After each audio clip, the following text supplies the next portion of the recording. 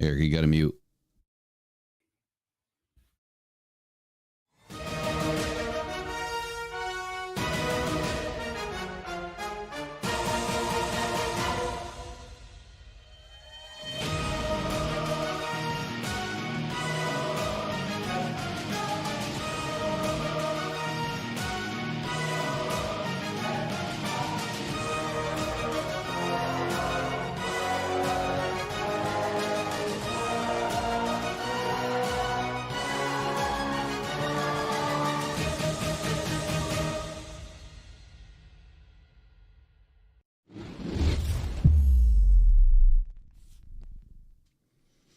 All right, man. We are so much closer to opening kickoff. But guess what? You're here with the Rise and Grind Morning Show. It is Wednesday. It is September 4th. We've got a pack show today. Kinda. Gonna have a pack show tonight for the pregame. Make sure you get in at 6 o'clock. I'm sorry, tomorrow I think is the pregame. I guess I'm getting this thing off and rolling the wrong direction already, aren't I? Good morning, Eric. What's happening, dude? Making it through, man. Today is fantastic. Another day that I'm here and surviving off of 4 hours of sleep because I just got off the beach. What a wonderful night last night, man. We had big storms the last few days and the wind came out of the south and all the waves went away. And now it's nice and calm and there's rocks everywhere to be found. It was awesome. Spectacular night last night. Yeah, so I'm used to doing my pregame on Wednesdays, but it is tomorrow.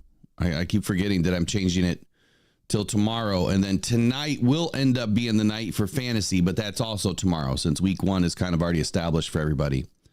So tomorrow, 5 p.m. or 6 p.m., sorry, pregame show. Tomorrow, 6 p.m. pregame show.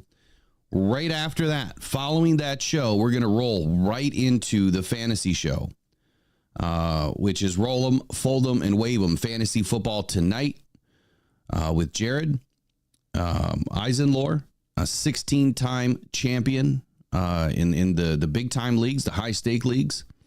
He's going to be bringing some information for you guys to keep you updated all week long, or each and every week, I should say, prior to the Thursday game so that you guys can be prepared.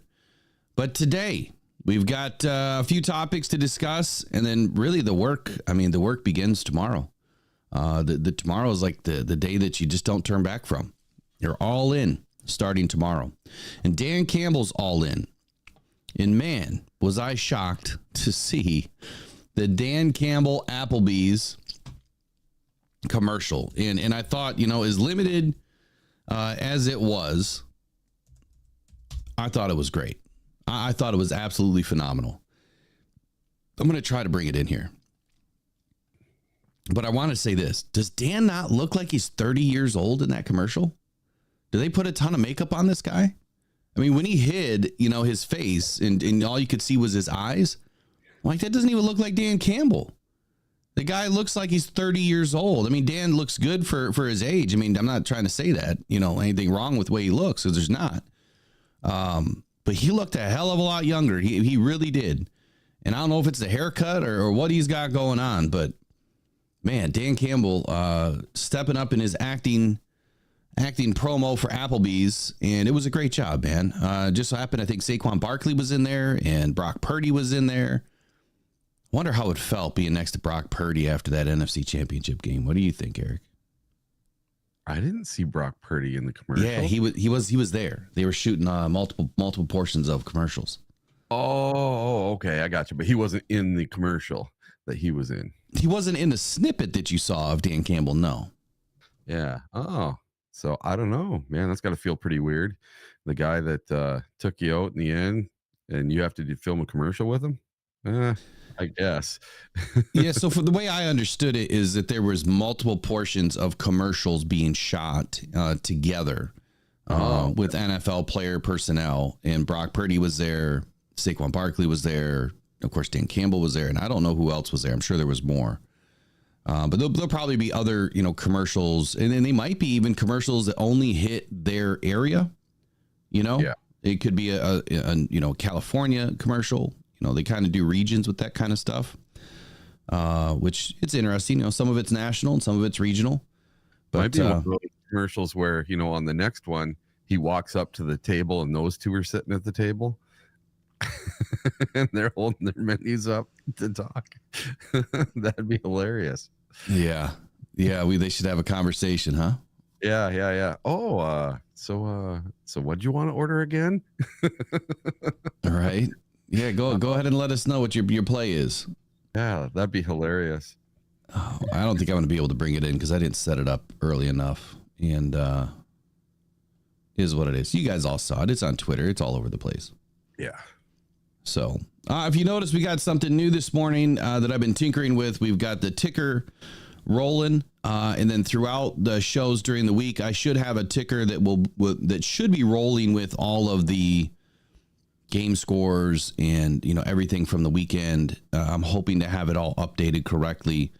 It's just something new that I'm trying to add to kind of, keep you guys involved in what's going on while we're live. Because if we're live during a game, or while other games are going on, like if we're doing play-by-play, you'll at least be able to see the ticker is keeping you updated. So we'll see if I can make that work. This one's a little beyond my scope to do custom tickers, but I'm working it out. Let's not forget, we've got the Rocked On Cancer Foundation raffles. Of course, all of the net proceeds go to benefit Rocked On Cancer Foundation. I got not one, but two, and I've had more than this, but major step ups from a couple of guys that do fantasy football. And I'm going to talk about it tomorrow. But there's some big information that came out in the last week. And then even since last night, some big pledges that are being made. Now, of course, this hinders on a season. So it'll be interesting to see where it goes. But I'll tell you what, for everybody that follows this channel and has helped donate to Rocked On Cancer Foundation, we might smash this goal by week 18 of the NFL season. So we'll be paying close attention. Put it this way, we've got a special team put together that's going to show us how it's done, hopefully, throughout this season. So I'm super excited about that. Super excited. Next up on headlines for the day, Christian Mahogany. And according to this article that I read last night, as soon as I can find it again, I don't know where I just put it. Where did I put it? Uh-oh. Here we go. According to this article, we can all stop speculating on Christian Mahogany. Lions rookie Mahogany finding ways to contribute after a lengthy battle. Get this? Mono.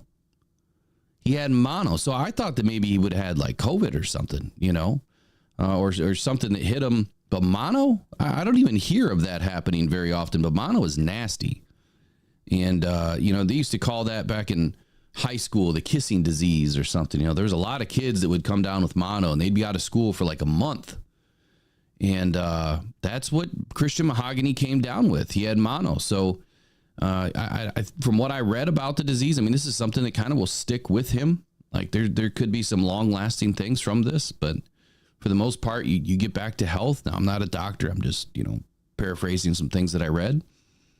And I'm just glad that he's back. But I can only imagine how much weight he probably lost, how much muscle mass he probably lost. And now he's working his way back, to get on the field. So the article reads this. It says, a speculation can cease. In his first public comment since rejoining the Lions, rookie offensive lineman Christian Mahogany confirmed he missed the first few weeks of training camp and remains on the non-football illness list due to a case of mono.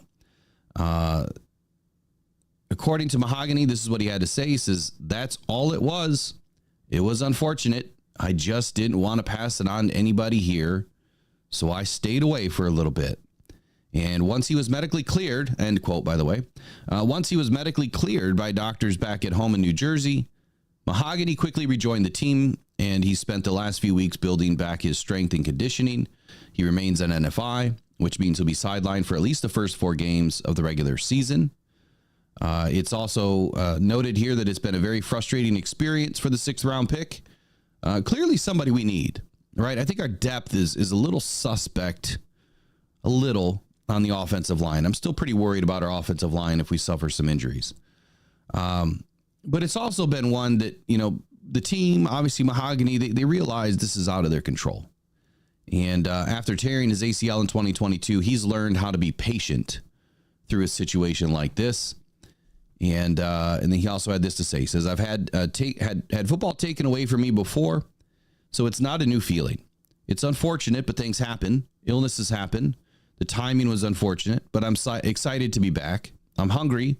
I don't have a timeline. I'm just doing what they tell me. That's how I approach things. I listen before I speak. It's hard not to be frustrated because I want to play, but it is what it is. You know what? That little nugget in there, I listen before I speak. That's huge. I don't think I learned that until I was maybe, yesterday. It takes a while to learn that little emotional intelligence, if you will.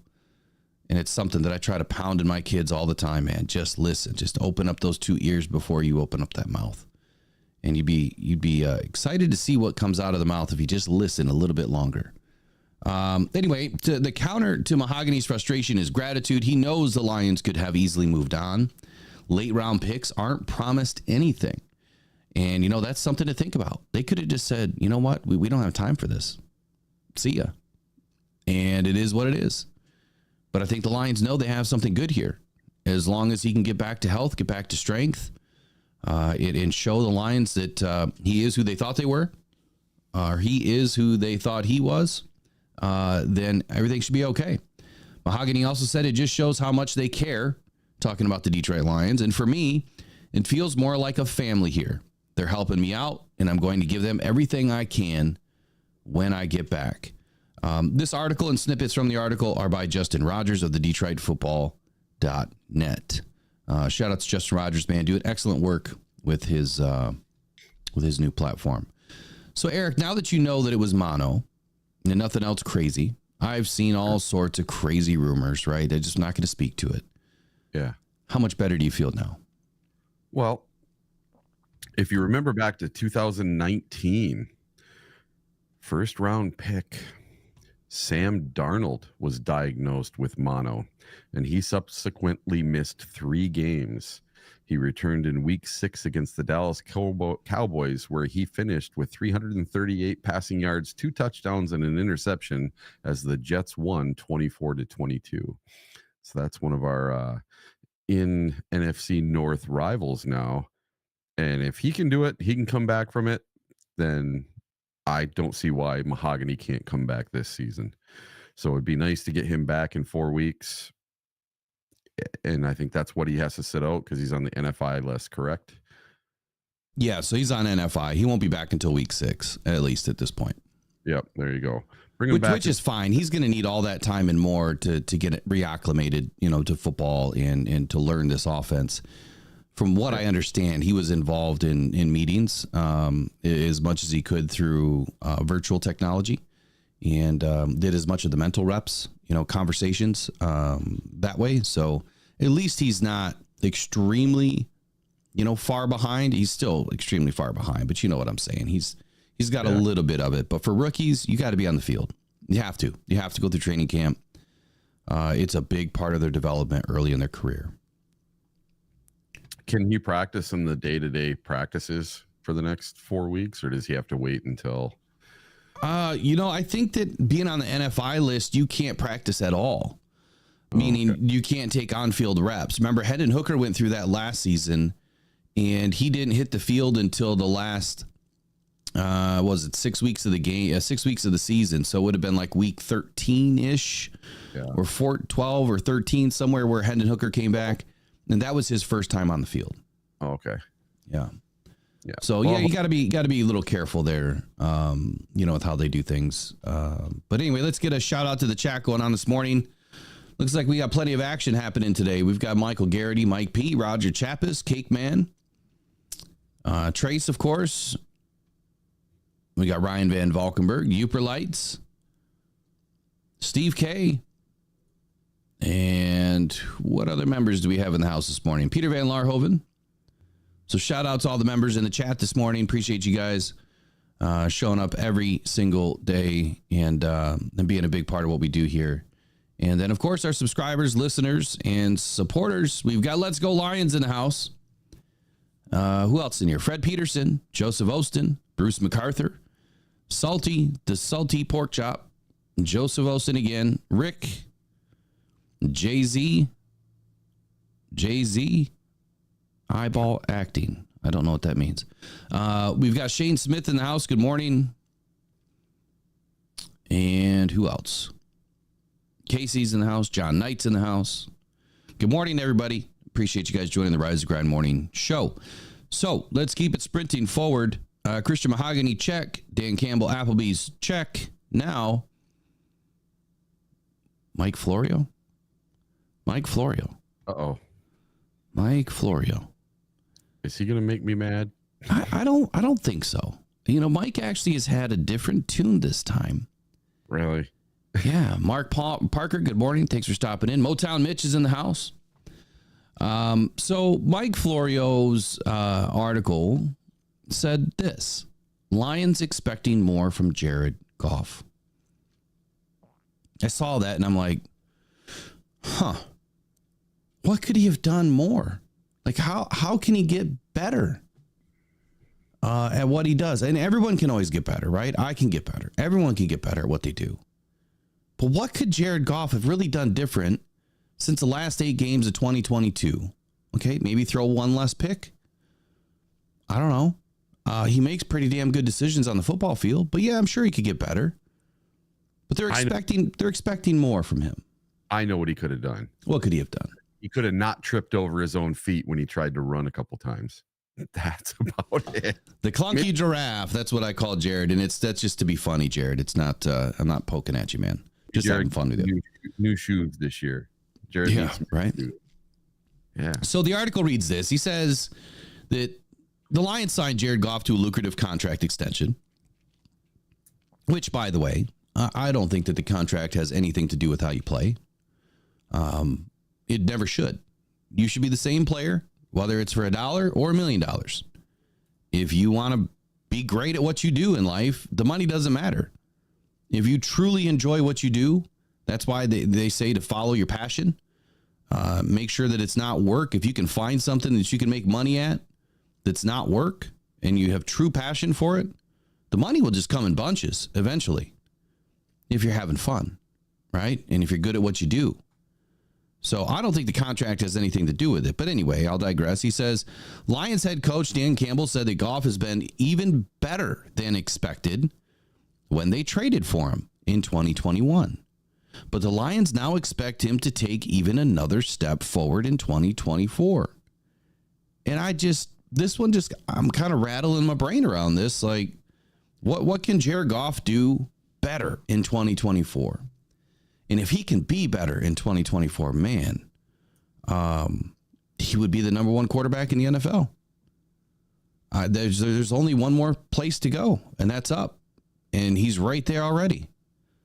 So I think he held down the majority of stats, which made him a top 3 QB in the majority of stats, top 5 QB in a lot of stats, top 10 QB in the rest of the stats. It's pretty darn good. So what are we expecting Jared to do more of? Well, let's hear from Mike Florio. But before we do that, this is what Dan Campbell said. Dan Campbell said he's been everything that we hoped he would be, and then some. He brought a stable piece for us, a steady, reliable guy behind center who's going to do what we ask him to do. We take care of him, he'll take care of the football. He's going to move it, he'll be efficient, and he'll be our captain. And that's at the least. What we got was so much more. We got that at these last 3 years, he's continued to grow and gotten better. I think he wants more. He continues to challenge himself. And the more he does, the more we load him up. The more we ask him to do, the more we put on his plate because he wants it. Where he's able to go, our offense is able to go. We ask him to do a lot, and we are going to ask him to do a little more than he did last year because he can handle it. He's proven that. He's playing at a high level. So before I bring in Mike Florio, any comments from you, Eric? You're muted, buddy. Yeah, I was muted. I'm getting ready to be able to listen to it here. All right, I'll bring it in. Talking recently about the improvements made to a roster that once upon a time was perpetually and perennially the worst in the NFL in Detroit. Now it's pretty damn good. It's so good that it's causing problems when it's time to trim the roster down to 53. Here's Campbell from yesterday. I mean, shoot, 21, we were, I mean, you know, we were wide open. I mean, literally wide open. You know, you had an idea that Sewell was going to make it.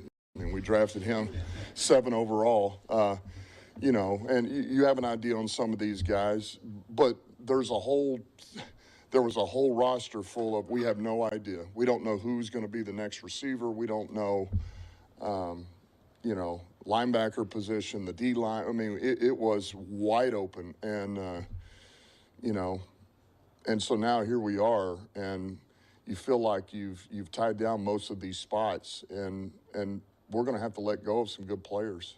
You know, I think ultimately that I think can play in this league at some point here at different positions, and that's a hard thing to do.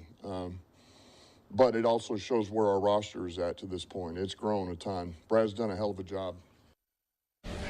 Hey, and before you let those guys go, you get Brad Holmes, the GM, working the phones to see if you can trade this guy for a low-round pick, that guy for a low-round pick, instead of putting him in waivers. Yeah, right. Because, you know, anybody that's got 4 or actually fewer than 4 years of service has to go through waivers. If you're a vested veteran, you immediately become a free agent. But for some of these guys, there may be benefit in one of the better teams that would be low on the pecking order, throwing a conditional 6 or 7, anything to the Lions.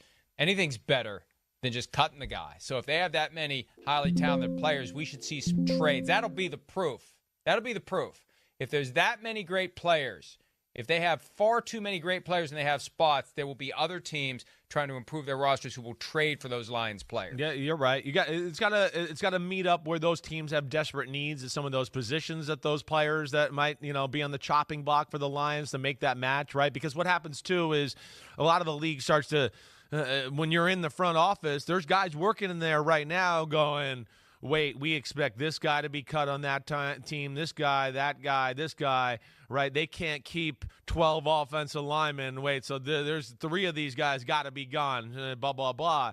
So teams are keeping track of that, and there's no doubt about that. And the really good teams are really deep, right? So they're going to have some players that are backups or whatever else, and another team's going to look at it and go, ooh, he's like a fringe starter for us. We need him. Like, he's a great backup for you because you have a star at that position. But for us, he's going to play a lot. We need him, and we're desperate because blah, blah, blah got hurt. So now, yeah, we'll trade a 5th round to get him right now so he doesn't, you know, have the chance to go wherever he wants. There's certainly, I think, with some of the good teams, yeah, some of those middle-class teams got their eye on their roster and what they do cut day.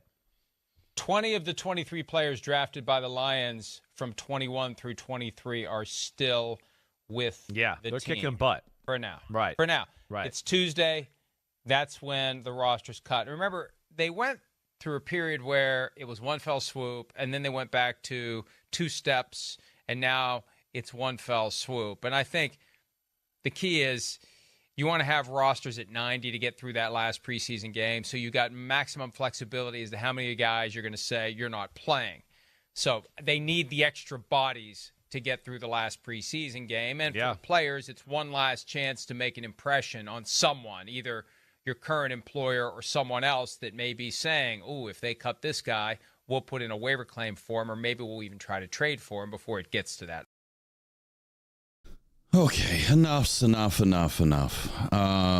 Yeah, just like I agree to, Sims and Florio are very, very hard to listen to some days. I would like to think that, you know, that we put on a pretty good show. I mean, I get there. They are tied in. I mean, they are locked into the NFL. They've got everything that they need. But, man, they are rough. It just sounds like a whole bunch of hot air. You know what I mean? Talking in circles. Right. And you know, some channels do that, too. They just kind of repeat themselves over and over and over and over. And I try not to do that. I try to give you guys every other word is something new, you know, except for the ums. I've been saying a lot of ums lately. I don't know why. But anyway, let's dig into this a little bit. This was positive, okay? And it's not often we get positivity from Mike Florio. First, Dan Campbell. When he said, I could see his face, that's why I started laughing in the beginning. I could see his face in this interview, the press availability. And I think it was yesterday or the day before, whenever it was. And he says, yeah, so we knew Sewell was going to make it. We had hope for that or whatever he said, right? I mean, that was the only guy that they were expecting in 2021's draft class that they felt really confident about, really high on. And I just started to chuckle because did he forget that Amon-Ra St. Brown was on that roster? But he didn't know that then. You know, I guess I could appreciate that. He didn't know that then. What he knows now, I mean, you know, hindsight's always 20/22 or 22, right? Or, you know, 20/20, whatever they say. Hindsight's always 20/20. So that's how bad the roster was. So this is going to be a good segue into what we're going to review this morning. Dan Campbell said we had a roster full of no idea in 2021. Okay. I mean, I get it. I'm right there with you. Jared Goff had 0 weapons. And even when all the ones that they brought in were healthy, they were still trash. Amon-Ra was the only guy, and we didn't know Amon-Ra existed back then. And if you say you did, you're lying. Sorry. Dan Campbell said the roster was wide open. It was in 2021. Wide the F open. Like you could drive a semi truck through that thing. So open. And that's not in a good way. Like you just didn't know who was going to do what. Every positional group had problems. And then Florio and Sims. So really good teams are deep. Well, you fast forward now to 2024. This is the deepest roster I think I've ever seen. In my 44 years on this planet, 40 years of watching the Lions, 25 as a Lions season ticket holder. This is the deepest team I have ever seen outside of wide receiver. This is probably the deepest team I've ever seen. Roster cuts. So Sims mentioned roster cuts. So the Detroit Lions scout teams are watching all of the other teams out there during the roster cut week and saying, okay, Chiefs, they've got 14 wide receivers. They can't keep all of them. They're only going to keep 5 or 6 or 7. So they're going to lose 7. This team has, 15, 16 offensive linemen. Of course, 5, 6, 7, 8 of those guys are going to get released. Where can we get better? And you know what's funny? Go look at our practice squad. Out of Tim Patrick and Allen Robinson, and then what's his name? Chris. What was the safety's name? Haslett or Hallett? Hayton or something. I think it was Hallett. Those are like the only 3 guys that, if my memory serves me correctly, that were from the outside. Everybody else made the practice squad, was on this team during training camp. That's incredible. Absolutely incredible. But of course, we're talking about 2021 here, and what happened. And then he also mentioned 20 of the 23 draft picks are on this roster today. Now, I don't know which 20 of 23 he was talking about. And no, I did not pull them all up to talk about it. But I did say this last year. Last year, I said that when you go through a draft process and you're rebuilding a team from the ground up, you need 4 drafts. Why? Because if you get 7 picks every year and 6 on average because you make some trades, even 6 will give you 24 players. You need 25 to field 11 starters on offense, defense, and special teams. So that's why it takes 4 seasons. And if you think it doesn't, then you're starting with a really good roster. Then you can kind of bend that, trajectory a little bit quicker. But in this case, in a true rebuild, not a retooling, not a regrouping, this was gut it to the studs, rebuild it. I mean, I've said this before. You guys, I do repeat things, but they went all the way down to the concession stands, man. Like they rebranded everything. Everything. Even the field is now different. Even the pop supplier is different, right? It's no longer Pepsi, it's Coke. They rebuilt it all. Complete evolution of this team. That's why I chose that word this year. That's my word of the year. Evolution. So when you think about this, Eric, I gave us a project this morning, kind of last minute, to pull up the 2020 and 2021 roster. Sure. Before we dip into that, what comments do you have based on what Florio and Sims were trying to explain to us? They're just trying to say what we've all been saying all along, that Brad Holmes and Dan Campbell did the job the right way. They started in the basement and they built the foundation and they worked their way up. They didn't start at the top trying to work on the roof first. They worked on the basement first. They fixed the cracks in the foundation, worked their way up. They did it the proper way. They didn't do the fast way. They did it the slow, methodical, get things done in the right way. They got their centerpieces. They got their Penei Sewell. They got their Amon-Ra St. Brown. And man, what a hit Amon-Ra St. Brown was. 4th round. Didn't come on until the 8th or 9th game of his rookie season, because they really didn't give him all that much of a shot, but because of injuries and no one else even catching a ball, they had to give him a shot. And man, once he got his shot, he never gave it back. He never looked back. So Amon-Ra, man, props to that kid. He didn't want to come to Detroit. That was the last number he wanted to see, was 313 when he answered his phone at the draft, and you hold on though. I think that just speaks to your destiny. I know people say that your destiny is like defined, or it's already, or your fate, whatever word you want to use. It's kind of already pre-made. I don't believe in that. I think Amon-Ra's destiny and what he was going to become began with the 313 phone call. Yep. He could have went to any other team, and you know what? Just like most 4th rounders end up being, shoved down a roster. He would have never been able to get number 1 looks at the second half of the season when we had no other wide receivers. Amon-Ra St. Brown got put into a perfect position, and I don't care what anybody says. I will stand on this until the day I head to the grave. If Amon-Ra St. Brown went to any other team that had 2 or 3 good receivers in front of him, he may not ever have arrived. And I'm not saying that he's not a great receiver. I'm not saying that at all. But I think that, and I'm not saying his work ethic wouldn't have gotten him there, because it would have.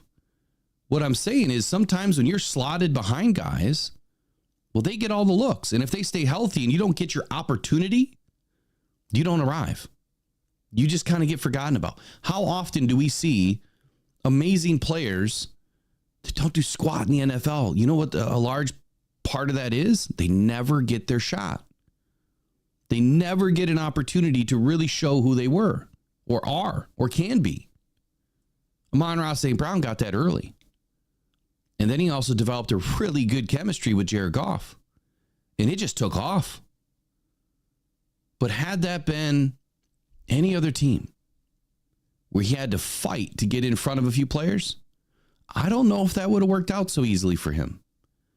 And I'm not saying it was easy, because he's worked his butt off to get to where he is. He's been working his butt off his whole life to get to where he is. And no, I'm not throwing any shade at Amon-Ra. I'm just kind of making a statement of comparables here. Like, had he have gone to a different team, how much longer would it have taken? And is there the opportunity there that it may never have happened?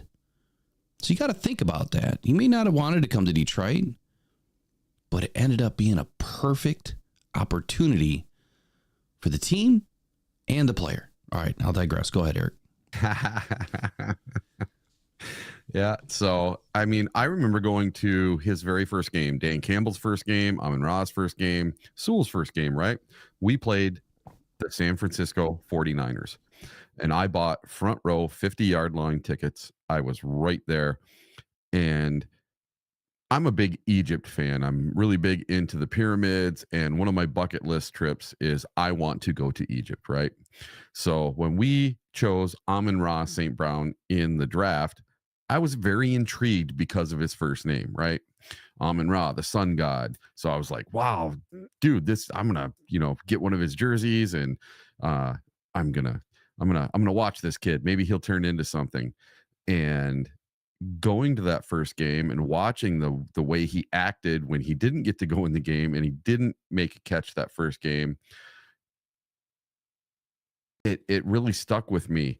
and how he went around with Khalif Raymond, and anywhere Khalif Raymond went, he was there. And when Khalif Raymond came off the field and made a catch, he's there high-fiving them, and they're talking and joking, and just the way that he went about his business on that very first game, I was like, man, this guy's going to be a Lion. This guy's going to be it. And I could tell right from the very beginning. And I was like, man, I hope this kid gets a chance. I hope he gets some catches this year. And it took till I don't know, I think it was the 8th or 9th game before he really came on and had like that 100-yard game with 5 or 6 catches. And it really was because we had absolute no one else. Listen, we had Terrell Williams, Khalif Raymond, Quintez Cephas. Not the Terrell Williams of today coaching our line, by the way. No, Trinity Benson, Tom Kennedy. That's who we had. I mean, that was our 6 starters right there. Terrell Williams, Amon-Ra St. Brown, Khalif Raymond, Quintez Cephas, Trinity Benson, and Tom Kennedy.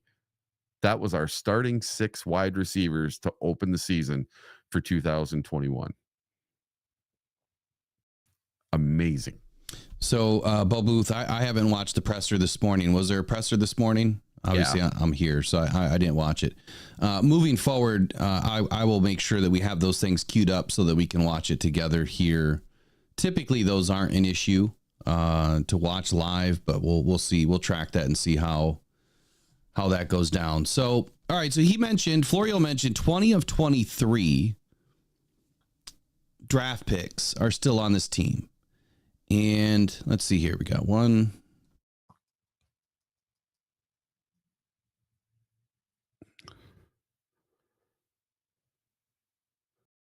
Might be the easiest to figure out who's gone. Well, the thing that I don't understand, he said 20 of 23. So there's 20. I don't think he recorded that before the draft. So we have 29 draft picks since 2021, if my math is right. So you had 7 in 21. 8 and 22, that's 15. 8 and 23, so that's 23. And 6 and 24, so that's 29 draft picks. So I don't know what Florio was talking about. But when you look back from 21 forward, well, Jamar Jefferson's on our practice squad. And everybody else from that draft is on the team. Penei Sewell, Levi O, Alim McNeill, Ifeatu Melifonwu, Amon-Ra St. Brown, and Derek Barnes. And guess what? Derek Barnes is a starter. Amon-Ra is a starter. Ifeatu Melifonwu was a starter. Alim McNeill is a starter. Penei Sewell is a starter. Levi O should have been a starter. He's finally getting his first crack back at playing in an NFL football game again, with the potential to start. 2022, the only guy that left due to cuts this past offseason was Chase Lucas. Mm-hmm. James Houston is here. Malcolm Rodriguez is here. James Mitchell was on the practice squad. Kirby Joseph is here. Josh Paschal, Jameson Williams, Aiden Hutchinson. The only one gone from 2023, Antoine Green. Why? Due to injury and injury settlement, which, by the way, Antoine Green is a huge reason why the Lions are struggling with their bigger wide receiver. And there was some comments that came out by Dan Campbell the other day that Antoine Green threw a huge wrench in their plans. Like, Antoine was on this roster. He was going to make it. And I took that from Dan Campbell and Brad Holmes. Both of them made some comments about it. They're talking about the height of the roster, and Antoine Green was a big piece of that. So Antoine was on this roster. Believe it or not, he was on this roster. So Colby Sorsdal's here. Broderick Martin is injured at the moment. Hendon Hooker's here. Brian Branch, Sam Laporta, Jack Campbell, Jahmyr Gibbs. And then this year, everybody's here. Christian Mahogany's just on NFI. So we've only lost Antoine Green to injury, Chase Lucas because he was cut or not brought back in the offseason, and Jamar Jefferson is on our practice squad. So I don't know what he's talking about. Every draft pick, besides one to injury and one we didn't bring back, is still on this roster. Yep. All of them. So it's more like 28 out of 29 would have been on this roster, but Antoine Green's injured. Chase Lucas is gone. Jamar Jefferson's on the practice squad. Everybody else is on this team one way, shape, or form. And don't the Lions still own Antoine Green's rights? Don't they? I believe so, but I think when you do an injury settlement, that kind of puts the kibosh on that. Okay. I think. Don't quote me. I think that's how it works. That when you do an injury settlement, it kind of releases the player to hit the waivers. He's obviously injured. No one picked him up. So the Lions, could bring him back at any point in time. All right. And I don't know. At that point, you'd probably have to get a new contract. Yeah. His neck or spine injury must have been way worse than just concussion. Yep. Okay, so we're going to transition to a little exercise here. And that is something that I brought to everybody's attention last year. Very, very early podcast episodes for me. I broke down the roster from 2020 to 2021 and how different it really was. And what it meant for the Detroit Lions, that when a lot of fans were saying, oh my God, we suck, we're trash, Dan Campbell's not the right coach, Brad Holmes just drafted all these crazy players and nothing's working out, we're not winning any games at all, fire the whole team again and start over. I mean, I started hearing that from SOL fans very early in 2021. And you know what my response was? This is before I started podcasting. Has anyone looked at the roster? Do you guys see what's going on here? Does anybody really have a clue what the Lions are up against right now? Not only were they the youngest roster in 2022 and I think second in 2023 or third, somewhere in that range. The only way this team got older is when we brought in guys off the street. Otherwise, it was keeping, very young guys, a lot of UDFAs, coming in to make practice squads and or the roster and draft picks every single year. I mean, I just mentioned it, right? So 27 of the 29 draft picks are still on this team. That's a really young team. Very, very young team. But that's also why we're in the position we are to go out and challenge for a Super Bowl this year. Because our nucleus is together. The core of this team is together. So 2020, we had Matthew Stafford and Chase Daniel as our quarterbacks. They are gone. In 2021, we had Jared Goff, Tim Boyle, and David Blau. Blech. So that's 100% change at quarterback. Running backs in 2020, we had DeAndre Swift, Kerryon Johnson, Ty Johnson, Jason Kabinda, and Bo Scarborough. I actually liked Bo. I thought Bo was a hell of a runner, man. He hit with some authority. He got hurt. I don't remember. I think he blew his ACL or something with his knee. But I was really rooting for that kid. He ended up going to the Cowboys. Yep. Yeah. So good morning to people joining in a little bit later after the presser. I appreciate you guys jumping in here. So running backs, we had DeAndre Swift, Kerryon Johnson, Ty Johnson, Jason Kabinda, Bo Scarborough in 2020. In 2021, we still had Swift. We added Jamal Williams. We added Jamar Jefferson through the draft. We kept Jason Kabinda and added Godwin Igwebuike. So we added 3 guys to that room. No, I'm sorry. We added, 3 guys to that room. So only 2 out of the 5 remained. So that would be a 60% change. All right. And then wide receivers, we had Kenny Golladay in 2021, Marvin Jones, Danny Amendola, Quintez Cephas, Marvin Hall, and Jamal Agnew. And then in 2021 to start, we had Tyrell Williams, Amon-Ra St. Brown, Khalif Raymond, Quintez Cephas, Trinity Benson, and Tom Kennedy. One receiver from 2020 to 2022 transferred over to this roster, and that was Quintez Cephas, which we all know had nothing but injury issues. So that would be, here, let me do this. We had 3 quarterbacks, we had 3 running backs, and then we had 5 wide receivers, all new from 2021 to 2022. Tight ends. In 2020, we had Hawkinson, Jesse James, and Hunter Bryant. In 2021, we kept Hawkinson, and we added Darren Fells. Only 2 tight ends. That was kind of weird. So that means we added 1 player from year to year. And we lost 2 other players. Or we lost, 1 other player. Offensive line. You had Taylor Decker, Vaitai, Crosby, and Nelson. We kept Decker. We kept Vaitai. We kept Nelson. Crosby was gone. So we have 1 new player there for tackles.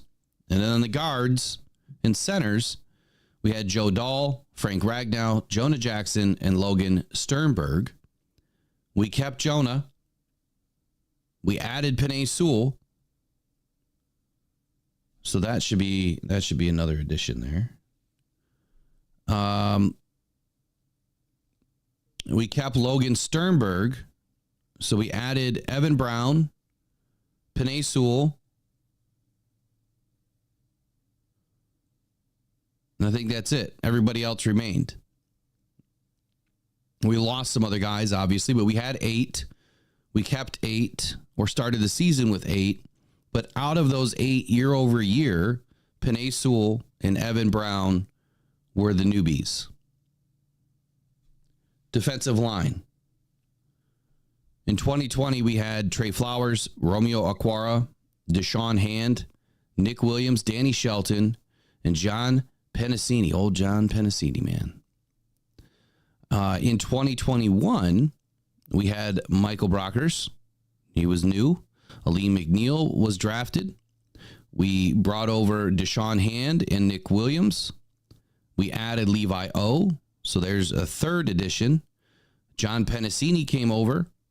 And Kevin Strong we added. So that would be 1, 2, 3. We added 4 guys in 2021. And somehow, Romeo Aquara made his way back to the team at some point, but I think it was the next year in 2022. And then on the edge, so things are changing here from like 3-4 to 4-3. So some of these players, are labeled differently.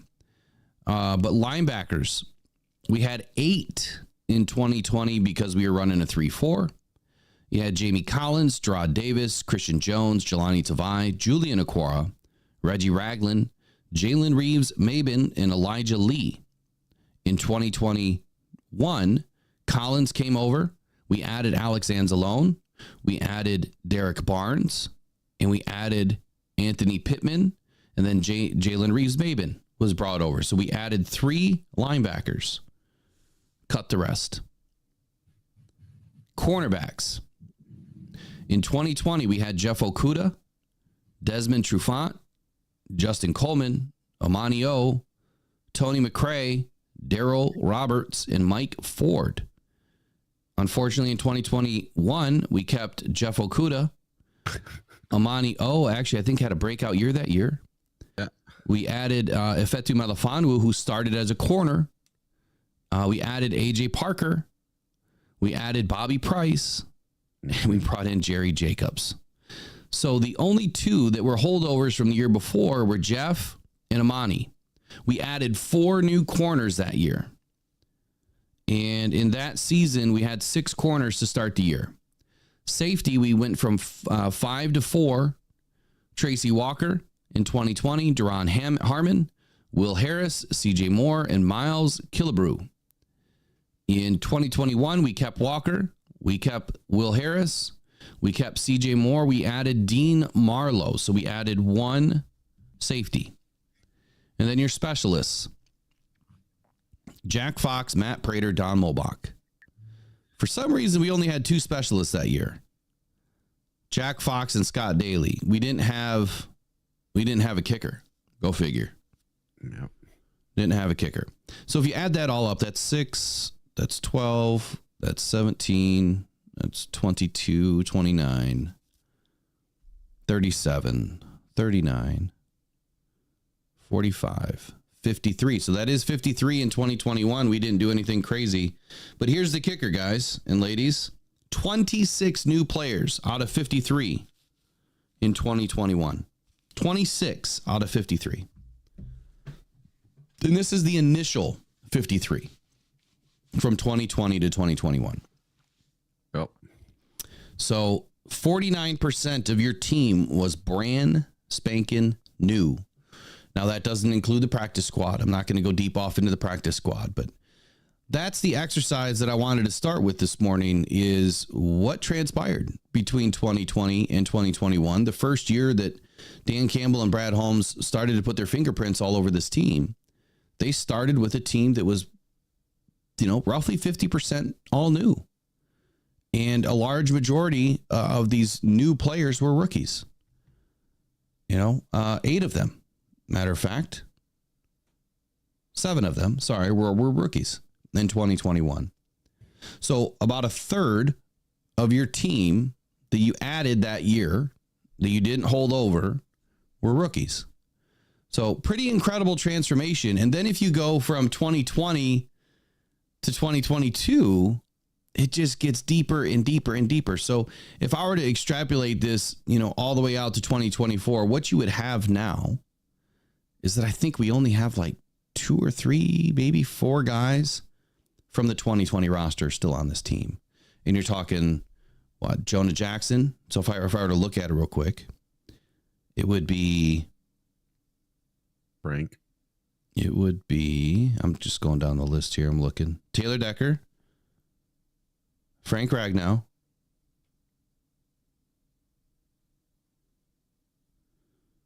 Jalen Reeves-Maben. That's it. Well, CJ Moore was here this year. Jack Fox, maybe. Jack Fox. So we got 4 players from 2020's initial 53. 4. Wow. That's a 93%, 92.5% roster change in 4 seasons. I think that speaks volumes to your head coach and your general manager, man. 92.5% change in 4 seasons. And we are already talking Super Bowl talk. That's incredible. All right, Eric, I've talked enough here. Take it away. What do you think? Well, hey, I have some breaking news that no other channel will have. Break it. All right, you ready for this? Yeah, let me give you a soundbite here. Let me see. Is this This is super breaking news. For me anyway, this is super breaking news. This is awesome stuff. All right. What's the breaking news?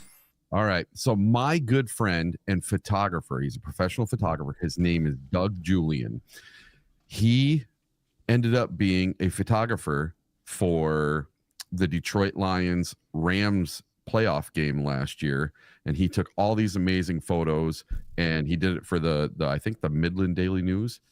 And he's doing it again this Sunday. He just messaged me during the show today and said that he got his credentials for the Rams Lions game and he's going to be a photographer again. And I'm going to be right down by the tunnel. So I'm going to get awesome pictures of me up in the stands cheering and stuff. Last year I was in section 319, so he couldn't find me among the other 65,000 people. But this year he'll have an easy time because I'm sitting right next to the tunnel. And he got me something from the game last year, and I still haven't gotten it from him, but he's going to bring it for me to the game this time. Because that's awesome, man. That's great. From the field, from the playoff game, and he got me his press credentials. He's going to bring them for me this time. That's awesome. What was his name again? Doug Julian.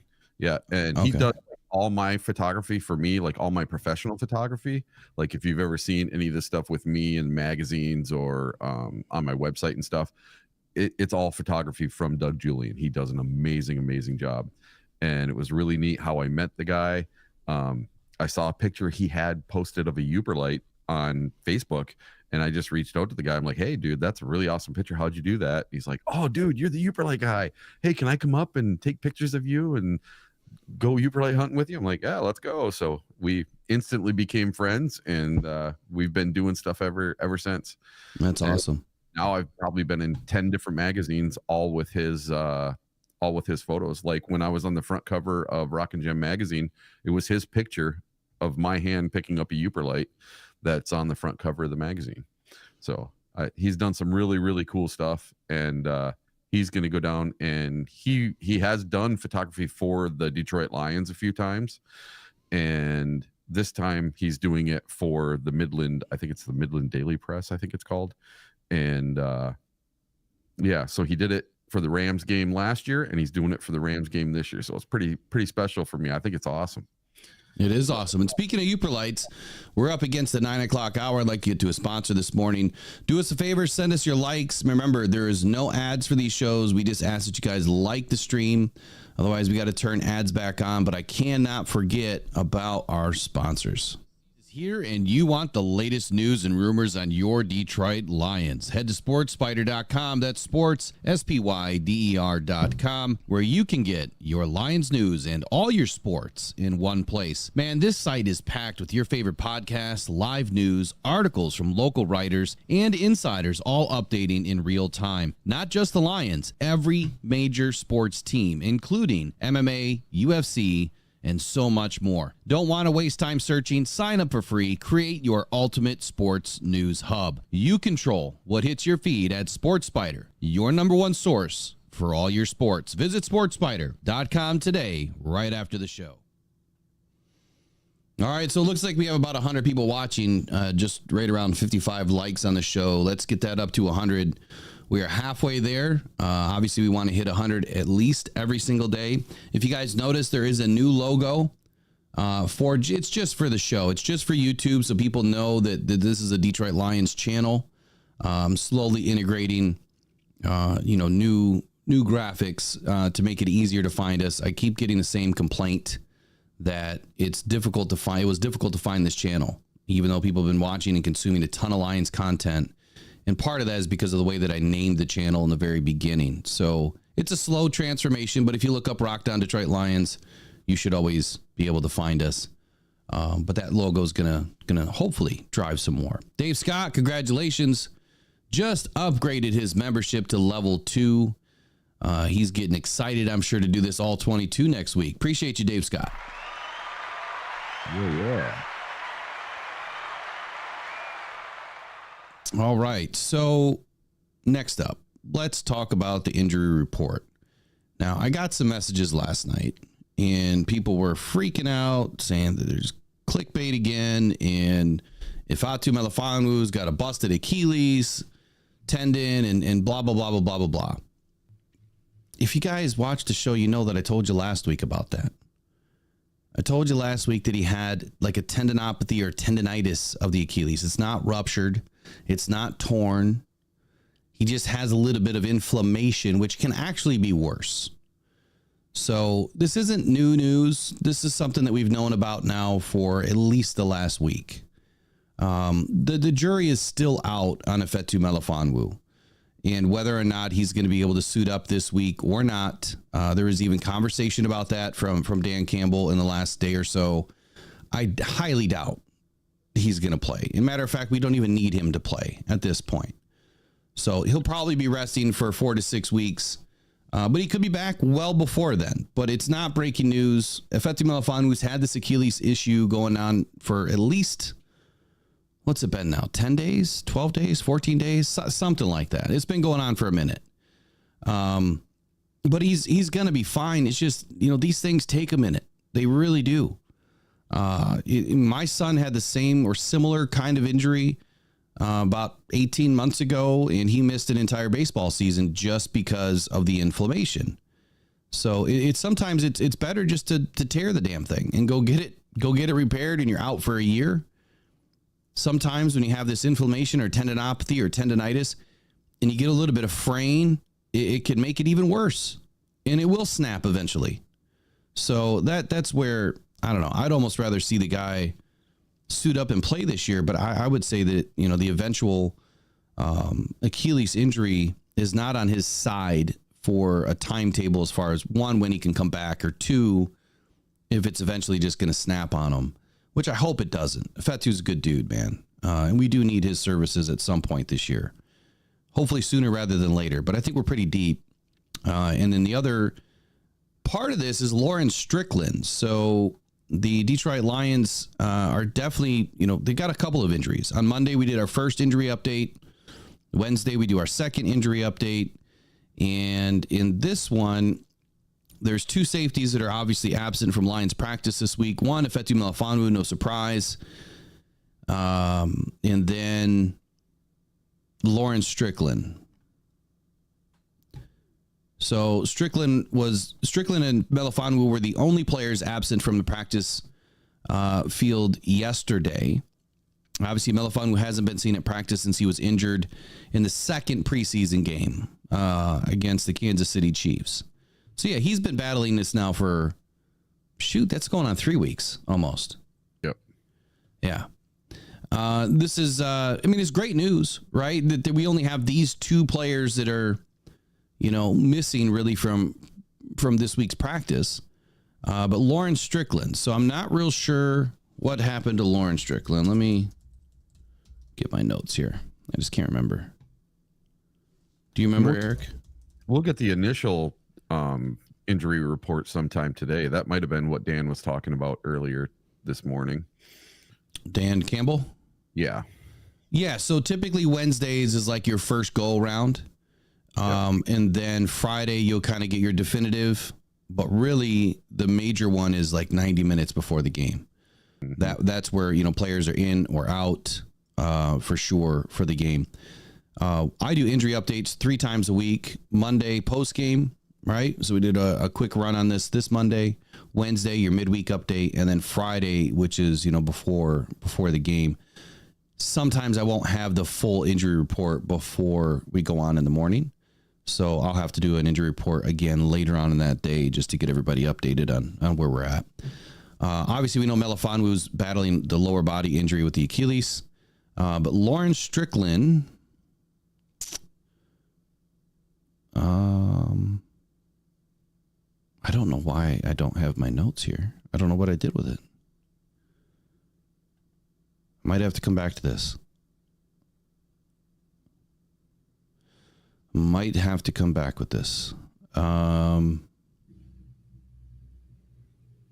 Says it was unclear why Strickland was absent at practice. So I guess we're just not going to know. Yeah.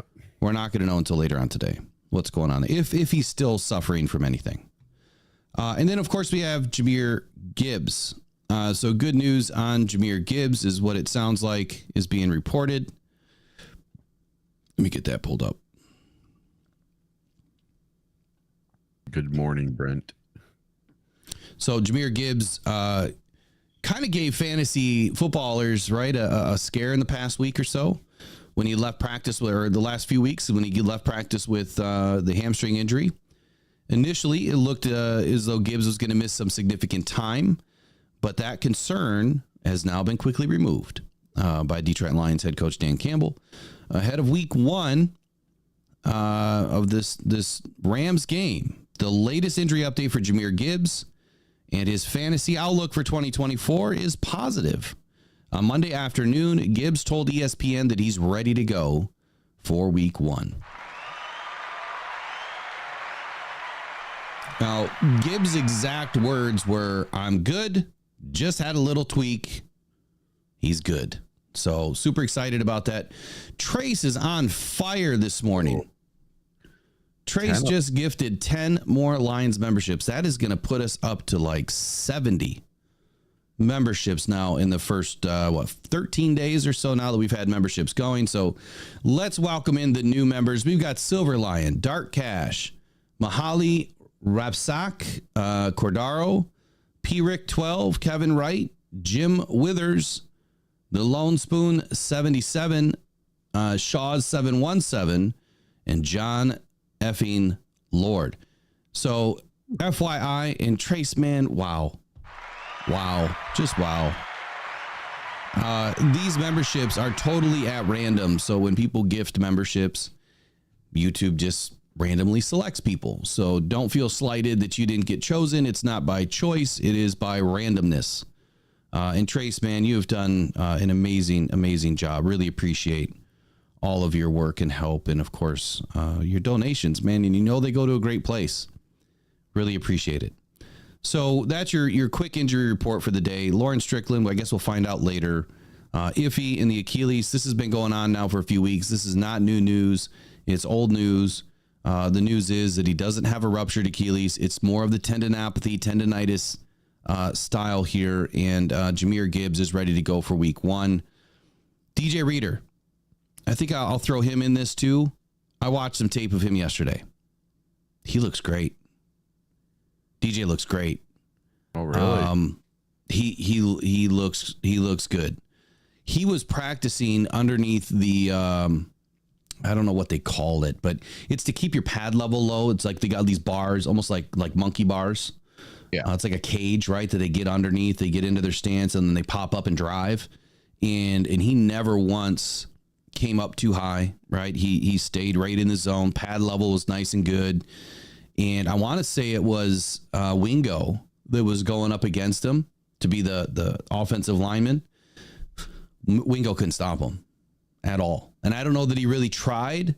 You know, I wasn't there, but Wingo couldn't stop him. So if that means anything, DJ Reader's got he's got motors for legs. I mean, his legs just don't stop. So that was really exciting to see DJ Reader on the field, getting in some practice time, looking good. I guess, I mean, if I had to make a guess here, he's going to get in this game. And he could get a few snaps. I doubt he'd play the whole game. I doubt he even play 50% of the snaps. That's just my guess. But to get in and get acclimated, you know, hit some guys, I think is going to be beneficial. Just having DJ Reader on the field, you have to account for this guy.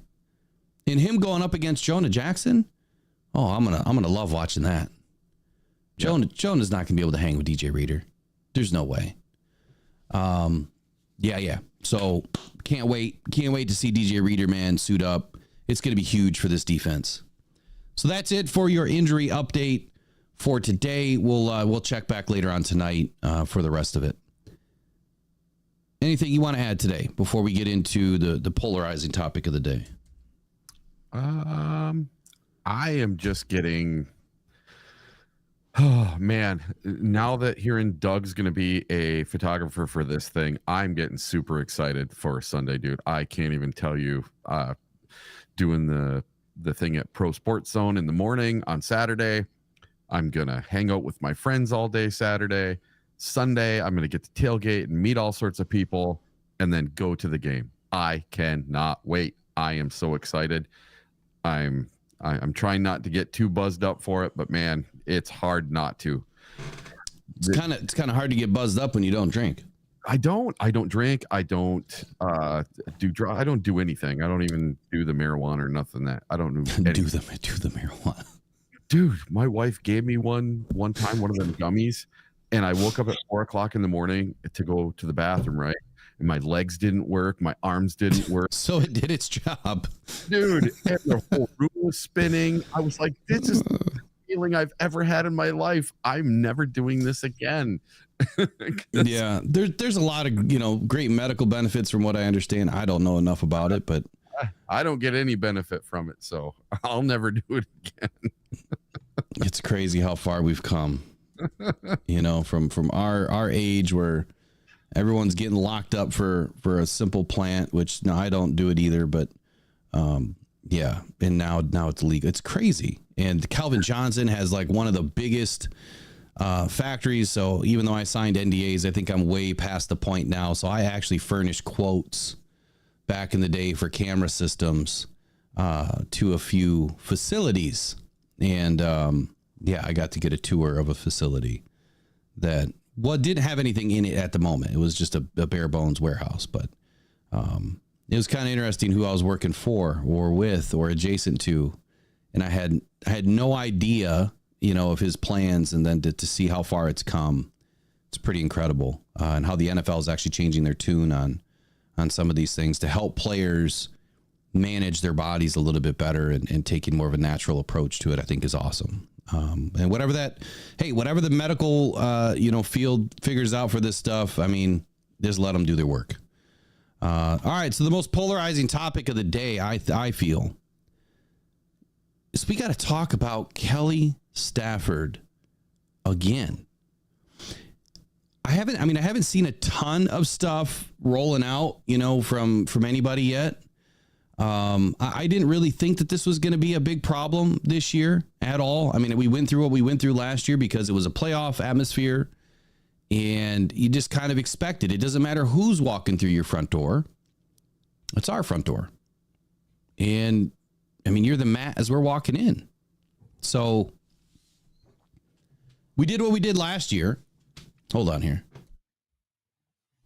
We did what we did last year, and I know that there's been some speculation by Kelly that we, booed her kids or whatever. I don't believe that. I don't. I was there. I mean, I wasn't down in the front row, but I just don't see Lions fans booing somebody's kids. So I think that's a bunch of hogwash. I'm not even going to spend 2 minutes on it. But this whole thing now that is coming out, where Kelly Stafford, and I want to make sure that I walk on eggshells, I guess, a little bit with this. So the things that I'm about to say, don't take it the wrong way. I don't really maybe know the best way to frame it, but mental health is a real thing. It is. And it's a very difficult subject for a lot of people. And quite honestly, now that it's starting to open up for a lot of people too. And so I want you to understand that if you struggle with anything, like, I got your back. Okay. So I don't want you to take this the wrong way. But the fact that Kelly Stafford just threw mental health into her reason why she's not coming to Detroit, because we booed her, or I should say, Lions fans booed her and her husband. She is now saying that because of her mental health, she's not coming to the game. She's going to do a live show in Detroit, and then she's going to skip the opener and head home, fly back to LA to watch the game with her kids. Now, this article is coming out of Sports Entertainment by Jenna Lemoncelli, and I'm just going to read it. Kelly Stafford will be in Detroit this weekend as the NFL season gets underway, but she won't be cheering on her husband, former Lions turned Rams quarterback Matthew Stafford, in person Sunday night. During a recent installment of her and Hank Winchester's The Morning After podcast, Kelly said she plans to watch the Rams season opener from home following the Detroit live show on September 7th. Months after, she and the couple's 4 daughters were subjected to boos at Ford Field. Now, I do have a problem with that statement in this article. I don't think anybody booed her kids, her daughters. Like, we are not that low class of citizens here. We're not going to do that. And if somebody did, that's probably one individual, right? You got bad seeds in every crowd. But I doubt that it was done. I really do. And matter of fact, there was so much that came out last year that kind of said it didn't happen. So where the Rams fell to the Lions, obviously last January in a wild card loss. I mean, this was a rough awakening for them to come back. The first time they come back where they're not welcome. This is football, people. Like, that's all this is. It's football. It doesn't matter what game it is. Every opponent that walks into Ford Field is getting treated the same way. We have always booed the other team when they come on the field. This time, you just had a full house sitting there, ready, waiting for 2 hours before the game for Matthew Stafford to take the field and the Rams. That's why it was so overwhelming. It wasn't for any other reason than the fact that the house was full. Now, had it been a normal game where maybe 15, 20% of the seats are filled 30 minutes before the game usually, yeah, it wouldn't have been that crazy, right? No, but this time everybody was there. It was also like minus 30 degrees outside. Everybody wanted to be in Ford Field. They wanted to get warm. So that actually kind of helped us, I think. Here's a quote. Kelly said, "Physically, I'm not attending the game in Detroit. after our amazing live show on September 7th in Detroit, I'm going to hop on a plane and head home so I can watch it with my daughters. So that's the plan. Okay. And then in a social media post, Kelly reflected on the atmosphere and said this: the city wants to win. Everything is fair game, except the fans who booed my children. So she said it again. Right? Other than that, I loved the atmosphere, and the booing just gave my husband more fire. Another reason why Kelly won't attend the week 1 matchup is because her daughters said they don't want to attend the game in Detroit. I guess as a parent, I don't even know why you would put your kids in front of this. Like you're making them the scapegoat. Why would you do that? Your kids have nothing to do with this. It's a football game. Again, according to Kelly, she says, I actually asked them if they wanted to go back, and they said no. So that is another reason we won't be returning for the game. And she said this on her podcast. There's a lot that goes in it, but I just think it's the better decision for my mental health and for my daughters. My husband doesn't want to have to hear me be upset. Not that I think I would be, because I also grew in that experience too. You forget that this is football and this is a huge deal in Detroit. I forgot that, and I was so emotionally involved that I also forgot that this is a playoff football game. I think that I would be better at also preparing my daughters in a way, but I just don't think it's worth it at this point.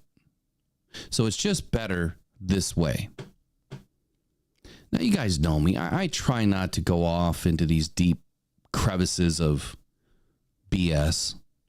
But man, my BS meter is just going off the Richter scale right now. It really is. Few words, and then I'll hand it over to you. Number one, don't use your kids as a shield. Like, you're putting your kids in front of this. Like, they're upset they don't want to be there because daddy got booed. And number two, the mental health thing, look, I can't even make light of that. I can't imagine you being booed and Mr. Matthew Stafford being booed had any bearing on your mental health, but I don't know. I'm not you. But what I would say is, how many other times have you been booed? Probably every single game. Every playoff game in 2021. The Super Bowl in 2021, 22. So it's no different. Why is it so much different for Detroit? Because he was a former player in Detroit? I don't think that matters either. Look, I'm appreciative of what Matthew Stafford did for this team for the 12 seasons that he was here. Yep, we never got over the hump. Not once. But that still doesn't mean I don't have respect for the dude. It's just between the white lines on Sunday after 8 p.m., there is no respect, because this is Ford Field, this is the Lions house, and we're Lions fans. Now, after the game ends, I put that respect back in check. But during those few hours, it's nothing but praise and cheers for my Detroit Lions. Beyond that, I feel like this is just a hit piece. Again, Kelly is taking this to a different level. Like, she's really taking this personal. Nobody cares about you, Kelly. Nobody. We care about the Detroit Lions. We don't care what you have to say. We really don't. So, again, it's just, she's not coming, but she has to just throw all of this stuff in front of our face for no reason. And, we are the most passionate fan base, I believe, in the world, and we're going to keep it that way. We're going to keep it 100 every single game this season at home. And we travel well. But this stuff, we're not these people. We're not. I'd say the Lions fans are probably some of the most wholesome fans there are out there. Go try this crap in Philly, Kelly. What have you been to Philly? Have you seen those fans and how they react? Come on. We're not Philly. All right, Eric. Looks like I lost Eric. I don't know what happened.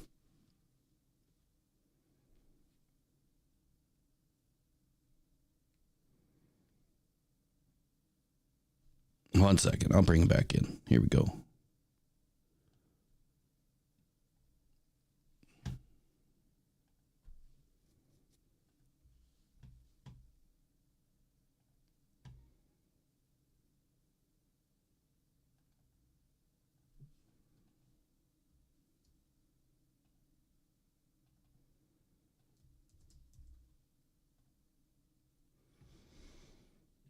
My video's gone again. I can hear you. I just don't see you right now. Yeah, I keep losing my video for some reason. I don't know. It says disable video. I've never had it do this before. Well, I don't know what you hit, but I don't have you, so Yeah, I was going along and all of a sudden no video. I knew you could still hear me, but no, I couldn't hear you until now. So I didn't even see that you completely dropped out. Otherwise, I would have put it to a single view. yeah. I don't know. The old gremlins are back today. They're hunting me for some reason. Did you lose internet? Nope, nothing. Just for some reason, it will not let me select my camera in the settings again. It says disable video for video source. You hit my camera and it just goes back to disable video.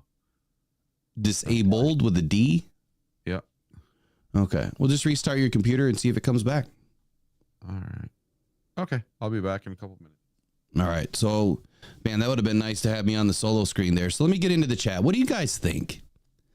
Number one, Eric Myers. Who watches their podcast and why? I don't. I just hear things, around this time of the year when, it's the Lions and the Rams. Obviously, a lot of stuff is being said, and this popped up. And I hope you guys think that, I try to tread lightly on the mental health stuff because it's real, right? And I get it. Everyone battles their own thing. Whether you want to believe you have a mental health issue or not, or challenge or whatever you want to call it. I try to tread lightly on that stuff because, there's some people out there that are very impacted by whatever they've gone through, whatever trauma. I mean, everyone's gone through their own trauma. And I would never make light of that. So I hope Kelly understands that if she ever does hear this, I'm not making light of mental health at all. I think that's real. But bringing that into this, environment of a football game, it just kind of bothers me a little bit that too much is being said about that whole situation that I feel has been blown way out of proportion. This is just football. That's all it is. It just happens every game. It's no different. It's no different than the Rams and the 49ers or the Rams and the Giants or the Rams and it's no different. No different. I think the only difference you have is we are now a decent team, right? Really good team, really loaded team, but we're a really decent team that is going places. And our fans are just passionate right now because we've been through it, right? We've been through it for decades. And so now any little thing that gets us going in the wrong direction, I feel like it just gets exacerbated. And Kelly, for some reason, she just strikes a chord with Lions fans. And I understand why. I totally get it. But I feel like she's trying to utilize this platform of hers again to kind of throw shade at the Lions and Lions fans. We haven't done anything wrong. And here's what I would like. If you were a Lion fan and you booed those kids, please email me. I would love to have you on the show. Absolutely. If you really did boo those kids, I want to hear you say that live on air that you booed those kids. Because I don't think that's right either. If that did happen, which I still don't believe happened. I don't even know how you would single out a person booing kids in a crowd of 70,000. How would you single that out? How would you even hear? What did they say? Kelly, I'm booing your kids. Here I go. Boo. Is that how it went down? How did it go down, Kelly? I don't get it. Yeah, segment's over, Joseph. Sorry. Just trying to get Eric back in here. And there you go. Okay, and you're back. So, Eric, you could have a few seconds, or minute, whatever you want here, and then we'll move on. All right. So, Kelly Stafford, listen. If any other quarterback was to come into Ford Field in the playoffs, we're going to boo them. I don't care who they are. I booed what's his face for Tampa Bay. I booed him just as hard as I did Stafford when they announced Stafford coming out on the field, or when that, and they don't even announce the quarterback coming out on the field for the other team. We just boo the other team as they come out of the tunnel. So there is no booing her kids. There's no booing her. Listen, I was a Stafford fan for all of his 10 plus years that he was here with the Lions, right? If I was in the crowd and I happened to see Kelly Stafford and her kids, I'd give them a high five and say, hey, thanks for being here for 12 years. That was awesome. I wouldn't boo their kids. I'm booing the other team. And that's all it was. We booed the other team. We rain boos down upon them. We're going to do it again on Sunday. We're going to do it again next Sunday. We're going to do it again the following Sunday. We're going to do it again the following Monday. We are going to boo the opposite team when they get announced and they come out on the field, right? It's going to happen every week, no matter what. And if I'm at the Arizona game as an away team, when they announce the Cardinals, I'm going to boo them in their stadium. I did it when I went to the Vikings stadium. I did it when I went to any other stadium. So listen, I cheer for my team. I boo the other team. That's all it is. Plain and simple. This whole Kelly making a big drama about it. Boo-hoo for her. That's all I got to say about that. Boo-hoo. All right. Well, while I dig into one other thing here, do you have anything else you want to share for the day? I got to fill something out real quick. I'm trying to. Something happened with one of my subscriptions, and it just kind of disappeared on me for a moment. So I've got to fix it. Yeah, kind of the same thing here. I think it's my credit card information changed. Oh, yuck! You don't want that. All right, I'll open up this tab here. So I guess at the end of the day, you know, with the whole Kelly thing, I'll never understand how you internalize something that happens every single game differently for you. You know what I mean? Like you just said, we're going to boo you, know, every game, every opponent. Like, why is it any different for anybody else? It's not. I don't know why. I think that, here's the thing. I think that this is what happened. Prior to that week, you had a few creators that are SOL by nature. Yep. You know, there's a few YouTubers out there that were really pushing a narrative, and I'm sure some of that stuff was seen. And so you've got this really bad picture painted of who Detroit Lions fans are because some creators want to be actors, whatever you want to call them. They just push this bad narrative and painted us, into a light that we aren't. We're not bad people. We're not bad fans. Matter of fact, I spent a better part of a week with all 32 NFL teams at the PFUFA organization, you know, their Hall of Fame annual reunion at the end of July, early August. And I will tell you that fans are anything but negative. When you look at the large majority of fans, we come together from all different areas of this country and around the world. There was a guy there from Britain, right? Most amazing people I've spent, some time with in a few days, getting to know a few people, and now I've made some relationships and friendships out of it, and doing great things to help communities in Canton, Detroit, with the Rockdown Cancer Foundation and the kids stuff. So we are anything but bad people. There's just a certain collection of people that just are who they are, and you can't do anything about those people. They want to push narratives. They want to make things negative all the time. That's them. That's not who we are as fans. I mean, the large majority of Detroit Lions fans are great, wholesome people. So that's why I really had a bone to pick here. Like, that is not us. We've never been that way, but we are going to support the hell out of our team on Sunday or Monday or Thursday or whatever day it is. We're going to be there. So I got one more thing that kind of ties into all of this. All right. There has been a lot of speculation that the Detroit Lions wanted to have a video tribute for Mr. Matt Stafford, and they didn't do it at the playoff game because it was the playoffs, right?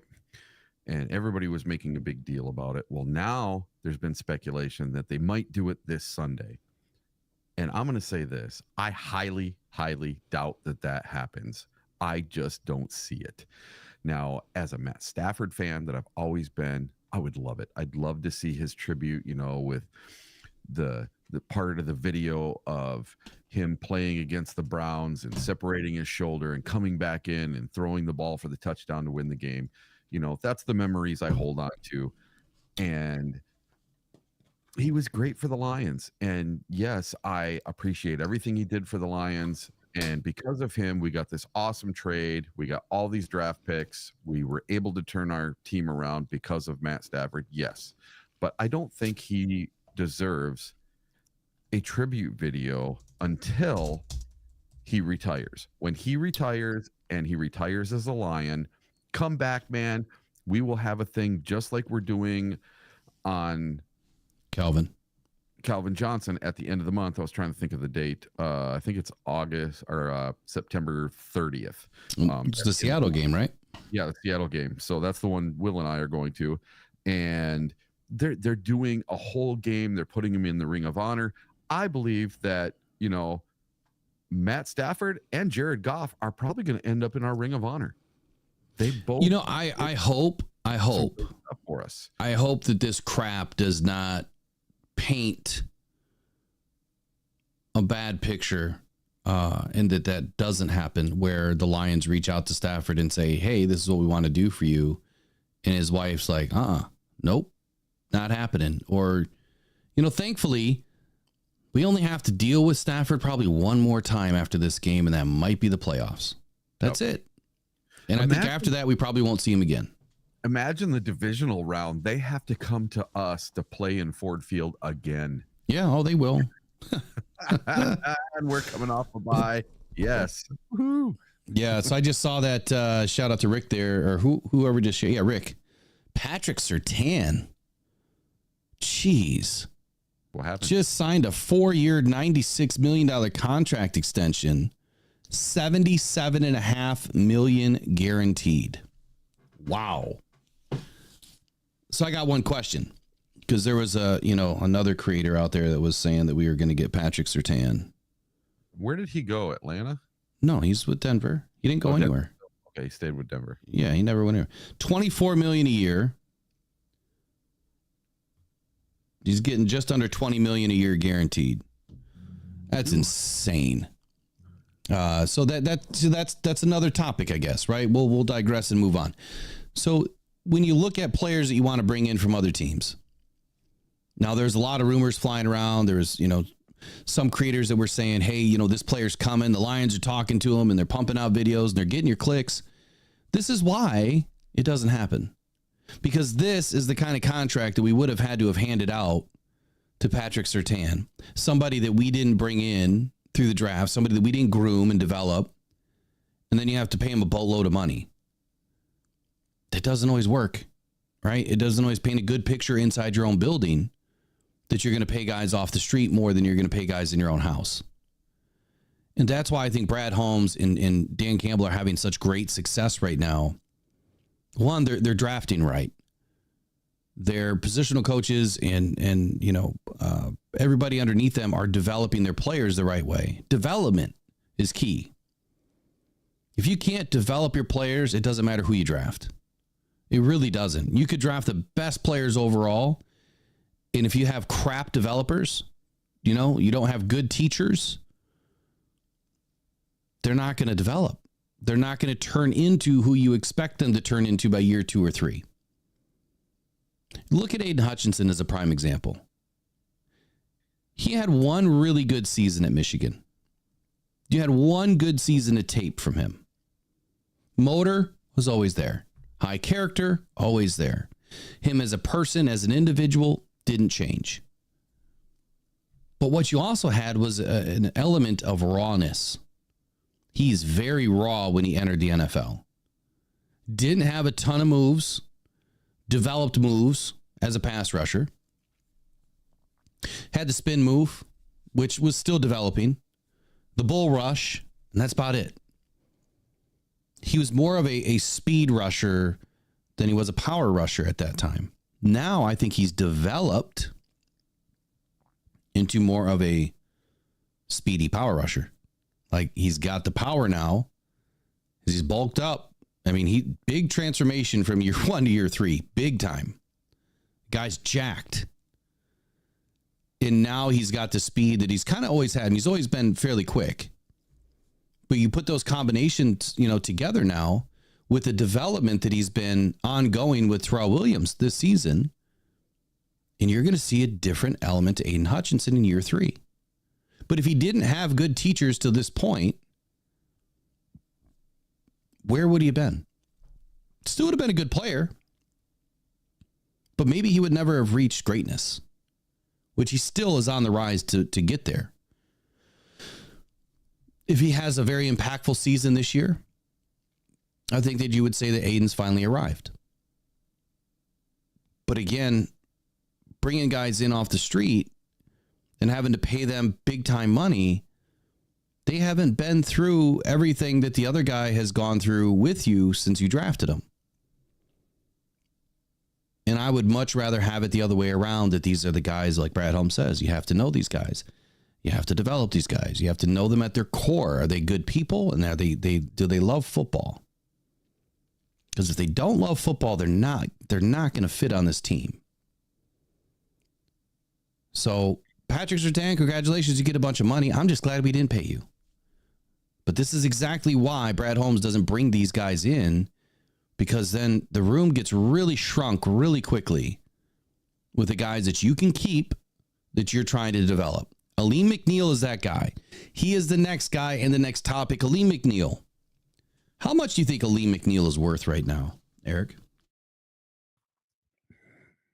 17 to 20 million a year.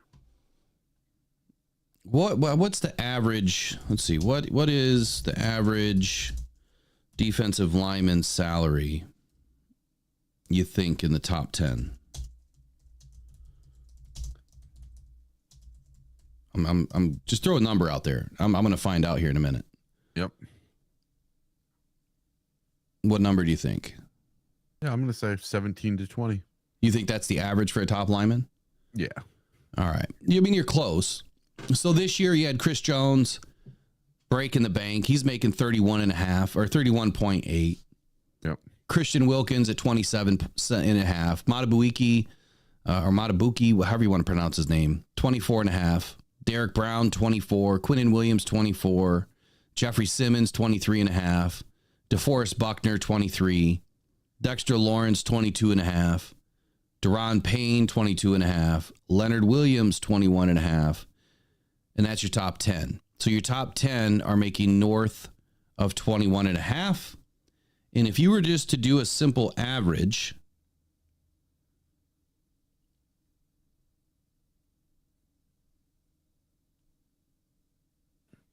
you would come up with 24.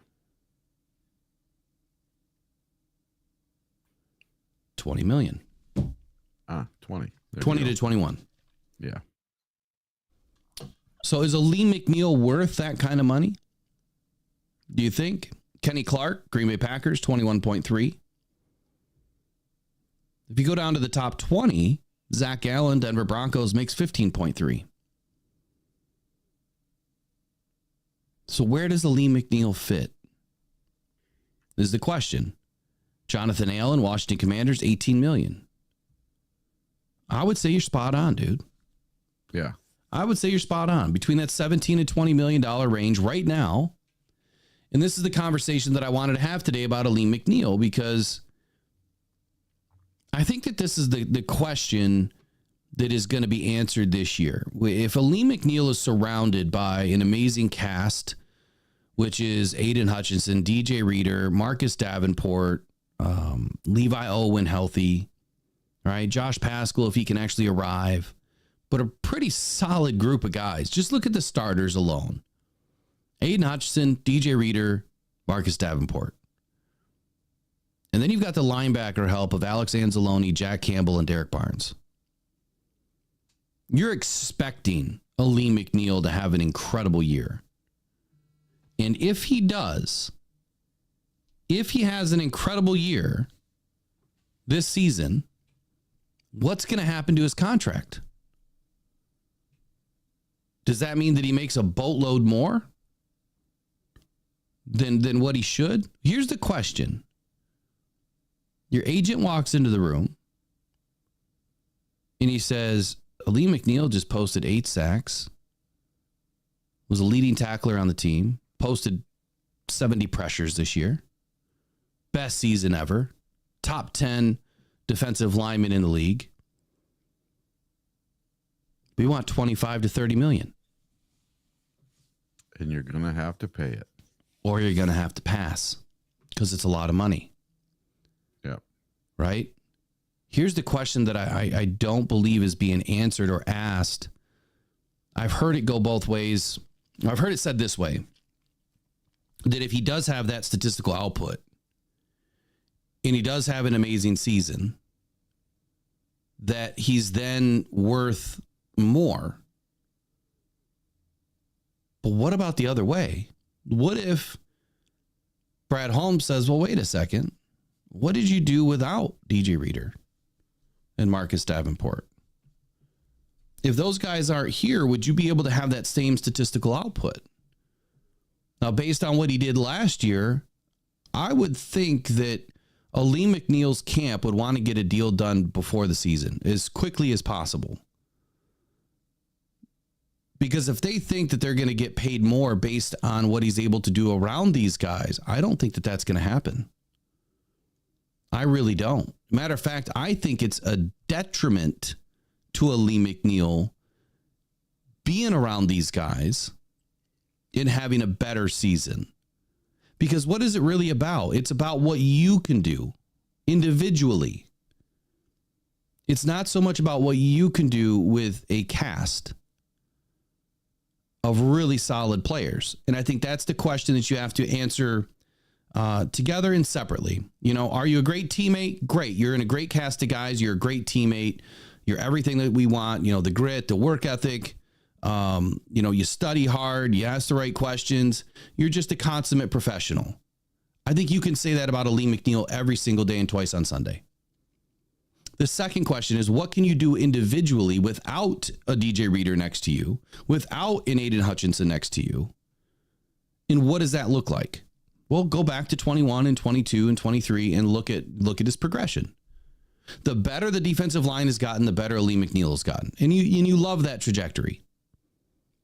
But I think that if he has a better season with this cast and they stay healthy, I think it would actually hurt his stock, or it would price him out of the market because of his agent, and he will not stay in Detroit.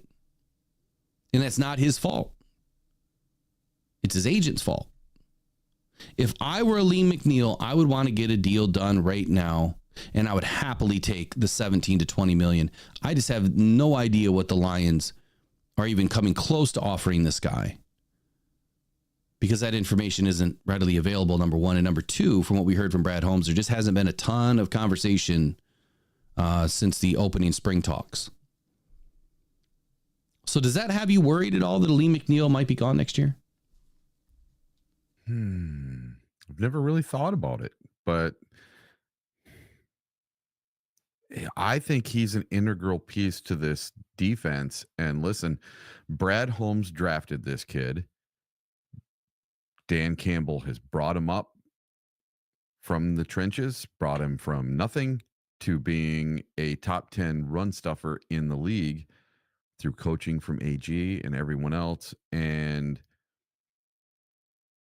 he is you can see it. You can see what he's starting to turn into, right? From where he came from to what he's turning into. He showed little flashes the first season or two, and last year he really solidified himself. But then he got hurt. So he was out for 4 games last year. At the end of the season, came back for the playoffs and was pretty decent in the playoffs, but he wasn't a force. You know what I mean? He wasn't the wrecking ball that he was before he got hurt. He was still playing with a big brace on his leg. He was good, but he wasn't the destructive force that he was turning into pre-injury. And that might be something that has Brad Holmes scared off a little bit, even though he doesn't mind injuries. Injury history. He's got to see what can you hold up for a whole season. Maybe that's what he's banking on. Let's see what you do this year. Let's see if you hold up for a full season. If you hold up for a full season and you put up these stats, you'll get this money. If you can't hold up for a whole season and you don't get these stats, well, you'll get this amount of money instead. So maybe they have a couple of offers up on the table for him, and he's got to choose. Do you want one right now, or do you want something later? So here's what I'm looking at. Right now, the Lions have about $31.3 million in cap space. Next year, they have $34.9 million in cap space. So we're not going to have the big jump next year that we were hoping, and that's because some of those bigger contracts start to hit. But Jared Goff's contract actually in 2025 still relatively low. His cap number this year is $27 million. His cap number next year is $32.6. Taylor Decker's cap number goes up from $10 million this year or just under $11 million this year, all the way up to $23.4 million next year. Frank Ragnow goes from 12.8 to 14. Penei Sewell goes from 8.1 to 9.5, so nothing big there. DJ Reader is only making $12.2 million in 25. So when you look at the way that these contracts have been constructed, in 2025, we don't really have major contracts that are, impacting this roster. 32.6 for Goff, 14 million for Frank Ragnow, 23.4 for Taylor Decker, which is, huge number for the offensive line. Aiden Hutchinson's only 11.4. Welcome in Fred Peterson. He joined the Level 1 Lions Faithful as a member. Appreciate you, buddy. Yeah.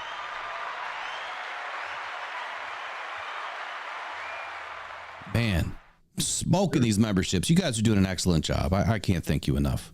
Yeah, I can't believe how many people have jumped on the Lions Faithful, the Lions Loyalty Crew. Dude, it's mind-blowing how many people are jumping in. It's awesome to see. I love it. Monroe St. Brown, he's only making $4.8 million this year. I think he got a giant signing bonus, right? And then 13.9 is his cap number next year. So only having 34 million right now next year, we're expecting another bump. Hopefully another, 10%-ish of total cap, right? I think that's what you're looking at. So if the cap number for next year right now is what, 259-ish? Yeah. You're probably expecting to be in that 280 range, 275, 280 range. Yeah.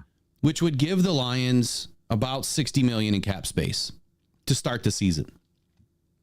You're going to have, 6-7 draft picks that, expecting where we're going to pick it to be very similar to this year, which is going to cost us about 13 million. So now you're down to about 47 million. You absolutely can get Alim McNeill done. Absolutely don't have to worry about it. How does that look for 2026 though? In 2026, right now we are slotted to have 55 million in cap space. 2027, 161 million in cap space, but we also only have 14 guys on the roster. In 2026, we only have 31 guys on the roster, which is not a bad place to be because usually we see about 20 guys on the roster from year to year. Next year, get this, 40 guys signed on the roster with $34.9 million in cap space. 40. That means our draft picks plus 4 or 5 other guys, or our draft picks plus 6 other guys, is going to round out this top 51. That's incredible. Absolutely incredible. So next year, the way the Lions have this team moving forward with cap and with contracts is really working in our favor to get Aiden Hutchinson done next year. And then those cap numbers will start to dwindle even a little bit more, or at least they'll start to even out. And then Alim McNeill, I think will get done, but are we going to pay him top money? Is he going to make 30 million plus? No way. No way. I think that you could comfortably put him as a top 10, 11, 12, somewhere in there right now. Pay him 20 million a year. Get it done. Because if he does blow up, this year and have an amazing season, I honestly feel that it's going to be, I don't mean this in a negative way, that it's going to be bad for him. I just feel like, the guys on the other side of the table are going to say, but that happened because of DJ Reader taking up double teams. That happened because of Aiden Hutchinson. You got these 2 guys around you that are eating up double teams and you're getting free, which is what we want to see. And that's why we want to keep you, right? Because you guys work well together and you're a damn good defensive lineman and you're a damn good person. And he is. I don't want to see Alim go anywhere. He's one of those glue guys, man. He really is. Just solid dude. Very solid dude. Anyway, that's the conversation for today, I guess, on Alim McNeill. I expect it to get done. Yep. I really do. I just think it would make more sense to get it done now as opposed to later, because what's really going to change? I think you're talking a fluctuation somewhere between the $5 and $7 million per year range if they try to attack it from the perspective that he had an amazing season this year, which I'm expecting. I'm expecting him to have an amazing season. I really am. You cannot not double team DJ Reader. You can't. And after what I saw in practice yesterday from the video that was leaked out, you definitely can't not double team him. So be interesting to see what happens. I hope Alim sticks around. I'm really not expecting a deal to happen in the next 72 hours. And if it doesn't, the one thing that I've always been highly accurate on is the Lions do not do contracts in season. They just don't. It's very, very, very rare. I don't think the Lions have ever done a contract in season with Brad Holmes. So unless there's something at the trade deadline, that stuff, you have to, right? But it won't happen. It won't happen until next spring. So maybe the Lions are pressing the caution button here. They're saying, well, wait a second. We're probably going to draft defensive line in 2025, which I'm expecting, which is going to be edge and interior. I'm expecting those 2 positions to get addressed, and linebacker again. I think it's going to be a big-time defensive draft and a receiver. I think those are the 4 main positions, and offensive line again. Those are the 5 main positions that are going to be drafted next year. So I think that the roster roulette really helps this team. And if DJ Reader, if this guy can ball out and stay healthy for next year, he's already under contract. So we got another season with DJ Reader, and that would allow you to move off of Alim if Broderick Martin arrives and he actually plays well. And then you got 2 big studs, Broderick and DJ next to each other, and then Alim's out. So there's that possibility. And I'm not saying that I want that, because I don't. But from a cap perspective, it almost makes perfect sense. And that, I think, is what you have to look at too. So 50-50, you guys tell me in the comments, do you want Alim at 25 million? Are you cool with that? If Broderick Martin arrives, are you cool with Alim kind of disappearing after the season? Be that as it may, this is the 2024 season. We're going to be knocking down the Super Bowl door. It takes more. It really does. I'm super excited for this team and what they're going to be able to do this season. Eric, give us a few words of the day here to send us on our way. All right. Everybody in the chat, just ignore Broski Bear. He's talking out his butt today. So it says one thing and then another. So Broski not behaving today. No, he's behaving. It's just he was saying something about Alim McNeill and Ben Johnson are going to be on the Bears next year. And then he says, that Alim sucks and, he's not worth any money and blah, blah, blah. So, yeah, whatever, Broski Bear, quit talking. Let me understand that correctly. He said Alim is terrible, but he's going to be on the Bears next year. Yeah. Okay. All right. Broski's just trolling today. He's got his depth finder a little deep in the water. I forgot to say something real quick. So the thumbnail. Yeah. Probably should. I was going to put Kelly up there, but I'm not going to do that. I'm not going to give her flowers on that. And speaking of flowers, I heard that or read that Lions fans are expected to give Matt Stafford his flowers this weekend, not booze. So I don't know. Maybe without Kelly in the house, maybe we do cheer for the guy. I don't know. I doubt it. The other thing, kneecaps and wings. So the evolution of Dan Campbell. He started with kneecaps in 2021. Now he's moved on to wings. So we're going to be biting some flats, right? And then I was trying to use the words intelligently that, the Lions are beating the drum so they don't go flat. Well, that kind of the flat, chicken wing flat. You got the flat in the drum, right? Also, he doesn't want to talk about the Super Bowl. He wants to be about the Super Bowl. So he's beating the drum right now to keep these guys in line. Don't think too far out. Stay right here. Week 1, the Rams, you stay right here. Next week, the Bucks, you stay right here. You do that week in and week out. Keep pounding the drum every week, right? Consistent tone, and you're going to make it to the Super Bowl. And then we're gonna take off some kneecaps again, and we're going to throw a few wings in there and have a wing party. So that's it. Now you can have it. All right, you guys, don't forget to go to Pro Sports Zone this weekend on Saturday. Will and I and a bunch of other people are going to be there. It's going to be awesome.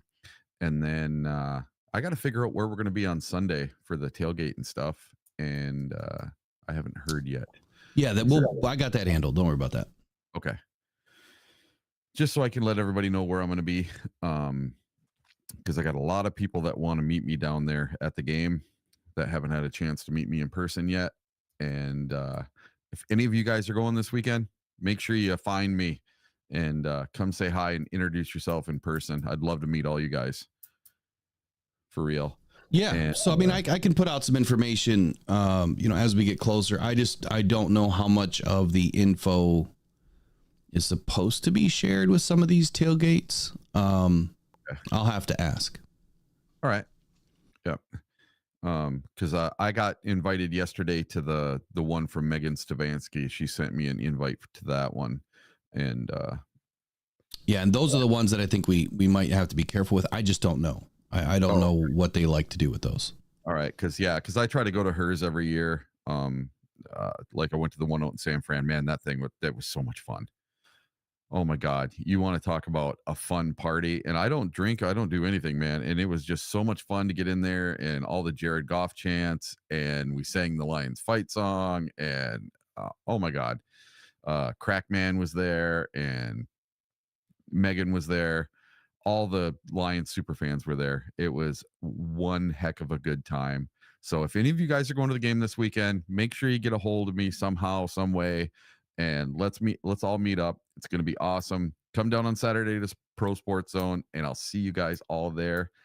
It's 10 o'clock on the 10 o'clock hour, so I got to get flying, and I will see you guys later. All right, that's it for the Rise and Grind Morning Show. It is Wednesday, and we are getting so close. Tomorrow night, pregame show, and then right after that, we're going to roll right into the football fantasy tonight. And that's going to be an awesome show, man. It's going to be the first kickoff show, so it might be a little bumpy, but we'll be taking off within a couple of shows. It'll be fun. Appreciate you guys hanging out with the Rise and Grind Morning Show this morning. Let's go Lions, man. We are so very close to opening night. It's going to be epic, and I'll echo the same thing that Eric said. As soon as I get some more information on these tailgates and what we should or should not, or allowed to do, I don't know. I will let everybody know where we will be. And we'll have some fun with it. So, and then Pro Sports Zone on Saturday. Doors open at 10 to the mall at Laurel Park Place Mall. and we'll be there kicking off the sale right at 10:30. Come support your local people, man. Sometimes buying stuff online is easy. Get into the store. Support Pro Sports Zone. They have the best collection of things that you will not find online, too. So you got to keep that in mind. And we're trying to assimilate the sales price to what you can also get online and support a local business owner. And, of course, Rocktown Cancer Foundation is always a huge benefactor of these sales. So appreciate you guys. We'll see you tomorrow morning. Take care. Have a good day. Go Lions. Go One Pride.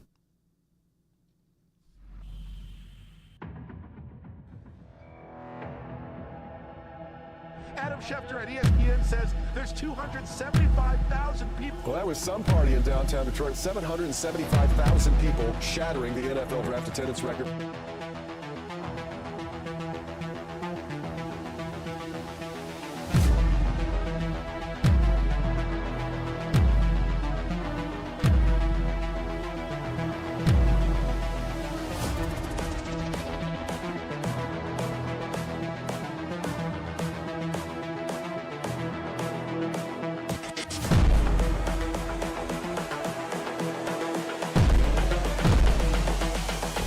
This is the future.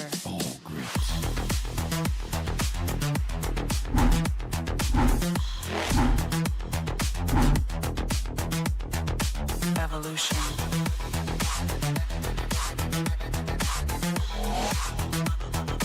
This is the future.